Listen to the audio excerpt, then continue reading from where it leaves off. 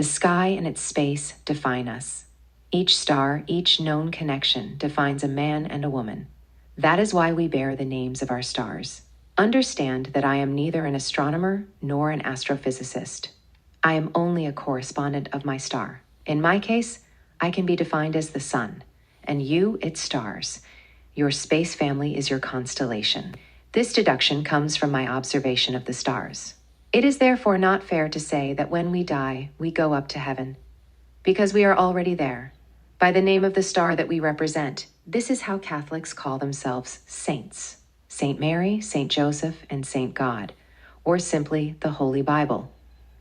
Sanctification comes from the star that we represent. The sun is seen as a king, and Allah is seen as the moon. Although I am not sure that Allah said that for himself. The flags of Muslim countries often contain the moon, hence the connection, the link, the rapprochement, and the correspondence, whether it is the partial moon or the full moon. This is the case of Tunisia or Turkey, for example. The lunar god is made of clay, and we can assume that his lunar stars are also made of clay. The sun god is made of fires, and we can supposedly assume that his solar stars are also made of fires, like the 51 stars of the American flag representing 50 states. I say this because I am a flat earther.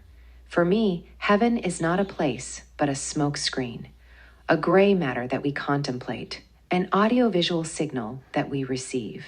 Contemplating heaven is contemplating oneself. Heaven has its limits, and it is much closer to us than we think. We often imagine an inaccessible place, and rightly so. My computer, TV, or telephone screen are a refraction of the sky and its stars. Do we communicate via satellites? The satellites that we project into heaven are only clouds of smoke, air pollution, and gray matter made of carbonate oxygen. Gray matter is the imaginable matter. It is black and white precisely so that we can project our colors onto it. The lit sky has a view only of the sea. That is why it is blue.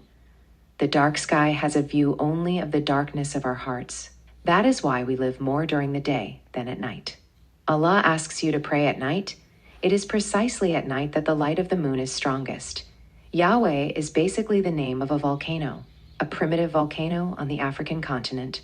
That is why we associate the name Yahweh with God.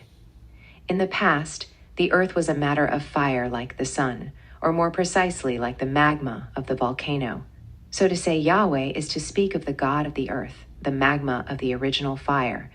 It was only later that we ended up also calling the sun plasma, like a plasma screen and its link with magma. Just understand that there is an association between magma and plasma, so between heaven and earth, or more precisely between Yahweh and his Messi, the sun king just like the sun god. In the word sun in French, there is the idea of an eye. The eye of the sky that contemplates us is God. And the eyes in plural are his heavens, us. Similarly, in the word moon still in French, there is the idea of being alone, one moon, although the moon is not the only light of the nights. The moon precedes the lunar stars, the stars of the night. Night can mean to shine, and by the same example to harm. What shines does not harm, for in the glow of the moon there is light. Light is good, and darkness is death. We sleep because we imagine. Sleep is the brother of death, like Thanatos and Hypnos. We wake up here and sleep elsewhere. We sleep because we create. Dreams are our idle creations, and nightmares are our harmful creations. We must imagine our nightmares so as not to repeat them. Likewise, we must imagine our dreams to recreate them. We imagine what we live as we live what we imagine. This is why in her song, Aqua says, "Imagination life is your creation. Those who have imagination are creators." Just as the philosophy of the Bible allowed us to establish religions, the practice differs from its essence. This means that we will never be able to recreate to the degree of certain, the supernatural, for example. We can get closer to God in his creation, but that will never make us gods, but imitators and borrowers, because the one who breathes our imagination into us is precisely God. We speak of copyright when the only author is God. We received from God his word and his breath. Before the word was born, the breath was. Without breath, we would speak telepathically. In our dreams, we speak telepathically with our false fellow men, who are none other than God. We do not imagine these words, we receive them. Telepathy is therefore existential. It exists as in our dreams, and to reproduce it, we must lack sleep. In my case, this is what happens when I lack sleep. I become telepathic, and the three worlds, dream, nightmare, reality, interfere with my spiritual state. We speak of a state of health for those who hear voices. But for me, it's a state of mind. These people are like superhumans who connect to several networks at once and several radio frequencies simultaneously. The technology that we have created, such as communication machines, are only material extensions of our intellectual capacities. That is to say that if we became robots, we could communicate without using other methods or other artifices other than ourselves. And if we became angels, we could teleport where our thoughts take us. When I think of someone, do I communicate with that someone psychologically? It is plausible. Our imagination is connected to our senses, therefore to the whole of space. Our imagination is contained in heaven. When I contemplate the sky, I see us there. And when I contemplate the earth, I read what is described there. The one who contemplates the earth is God, and those who contemplate the sky are us humans. It is in this sense that everything is maintained. Order is maintained on earth as I, God, maintain myself in heaven. And if everything were to be overturned, it would be disorder, because the gods would wage war on each other, like humans who wage war on other civilization. If there is only one God, there is only one doctrine. If there are two gods, there is duality. And if there are three gods, we call this Trinity. That is to say, the third voice that will settle the debate of the other two, because the number 3 outweighs the number 2.